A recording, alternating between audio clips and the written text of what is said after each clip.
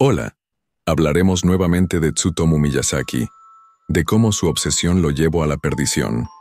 Tsutomu Miyazaki, Gon-ki-kin, Miyazaki Tsutomu, es uno de los asesinos en serie más notorios de Japón, conocido por sus crímenes brutales y su perfil psicológico perturbador. Su caso no solo impactó a la sociedad japonesa por la naturaleza de sus actos, sino también por las implicaciones culturales y sociales que surgieron a raíz de su historia. Antecedentes. Miyazaki era un hombre solitario y obsesivo, con un interés mórbido en el cine de terror y el manga. Trabajaba en una empresa de impresión, pero su vida personal estaba marcada por el aislamiento y la fantasía. Sus crímenes comenzaron en 1988, cuando secuestró, asesinó y mutiló a su primera víctima, una niña de 4 años. Continuó con otros 3 asesinatos, dejando a la comunidad en shock. Investigación y captura. La investigación de los crímenes de Miyazaki fue compleja debido a la falta de conexión aparente entre las víctimas y la naturaleza aleatoria de los ataques. Sin embargo, la policía logró avanzar gracias a las siguientes pistas. Huellas dactilares. Miyazaki dejó huellas dactilares en las escenas del crimen, lo que permitió a la policía identificarlo. Bolsa con evidencias. Miyazaki cometió un error crucial al dejar una bolsa cerca de su casa que contenía pertenencias de una de sus víctimas. Esto llevó a la policía directamente a su apartamento. Vigilancia y perfilamiento.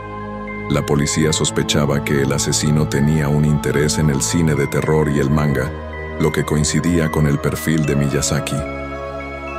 El 23 de julio de 1989, Miyazaki conducía por Tokio cuando vio a 2 hermanas jugando.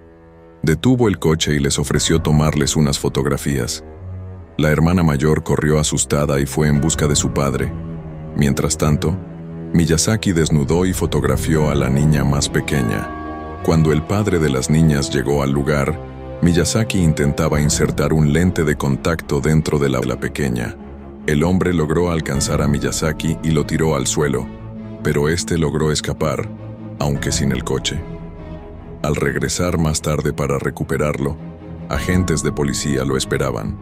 Miyazaki fue detenido bajo el cargo de obligar a una menor a cometer actos indecentes. 17 días después de su arresto en 1989, Miyazaki confesó el asesinato de Ayako Nomoto, cuyo cráneo fue hallado al día siguiente. También confesó el asesinato de Eri Kanamba y de Mari Kono. Posteriormente, el 6 de septiembre de 1989, los restos de Masami Yoshizawa fueron encontrados en una zona boscosa de Itsukaichi. 17 días después de su arresto en 1989, Miyazaki confesó el asesinato de Ayako Nomoto, cuyo cráneo fue hallado al día siguiente.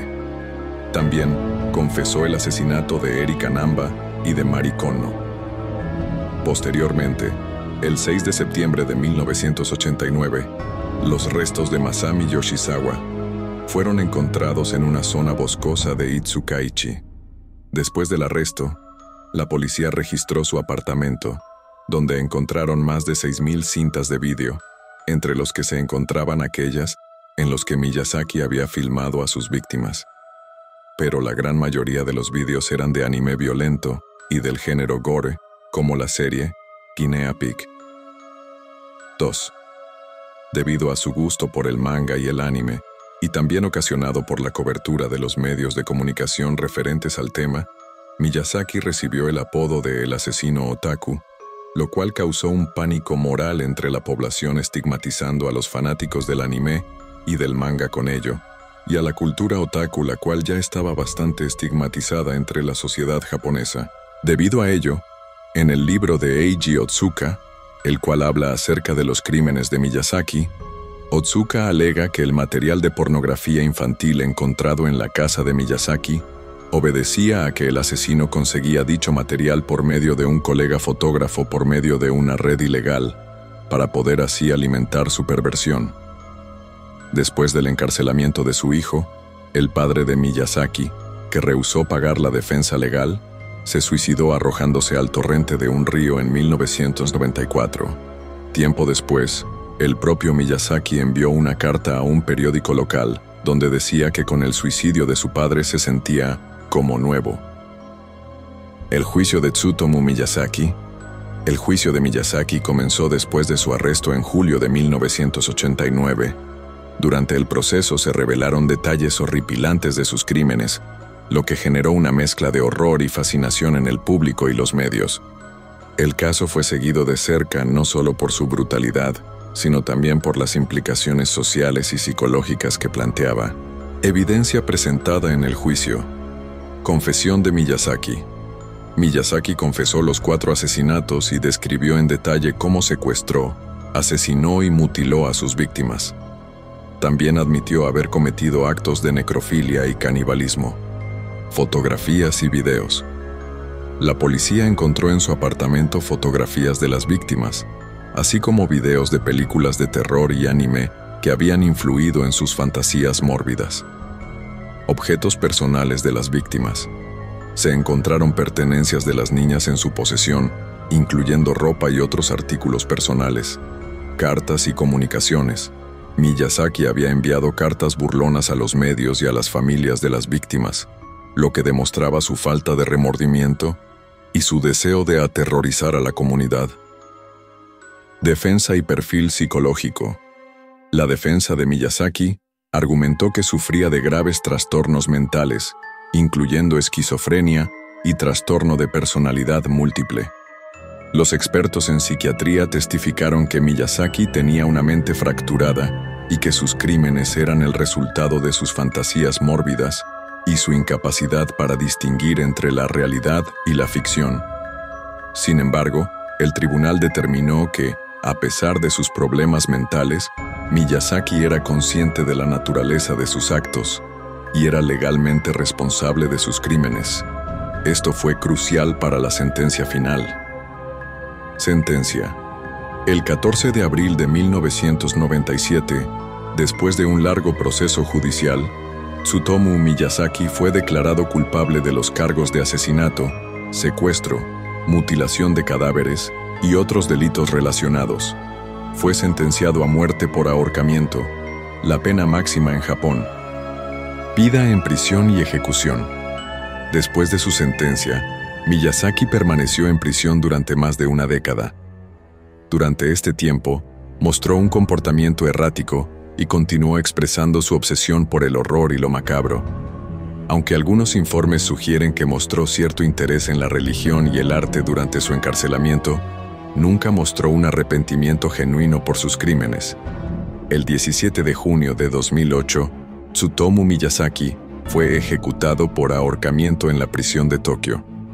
Su ejecución fue llevada a cabo en secreto, como es habitual en Japón, y se anunció solo después de que había tenido lugar. Conclusión. El caso de Tsutomu Miyazaki es uno de los más perturbadores y emblemáticos en la historia criminal de Japón. Sus crímenes, caracterizados por una brutalidad extrema y una falta total de humanidad, no solo conmocionaron a la sociedad japonesa, sino que también plantearon preguntas profundas sobre la naturaleza del mal, la influencia de los medios y la importancia de la salud mental. Miyazaki, conocido como el asesino otaku o el vampiro de Tokio, representó un ejemplo extremo de cómo las obsesiones mórbidas y los trastornos mentales no tratados pueden llevar a actos de violencia inimaginables.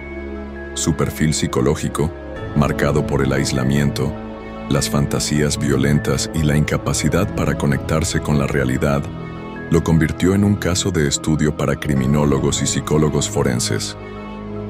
En última instancia, el caso de Tsutomu Miyazaki es un recordatorio oscuro de los límites de la comprensión humana y de la importancia de abordar tanto los problemas sociales como los psicológicos para prevenir tragedias similares en el futuro. Su historia sigue siendo un ejemplo de cómo la combinación de trastornos mentales, obsesiones mórbidas y falta de intervención puede llevar a consecuencias devastadoras. Gracias por acompañarnos en este recorrido por uno de los casos más oscuros de la historia criminal. Si te impactó este video, no olvides dejar tu like, suscribirte y compartir tu opinión en los comentarios. ¿Crees que casos como este podrían prevenirse con un mayor enfoque en la salud mental? ¿O crees que hay algo más profundo en la naturaleza humana que debemos entender? Nos vemos en el próximo video, donde seguiremos explorando historias que desafían nuestra comprensión del mundo. Hasta luego.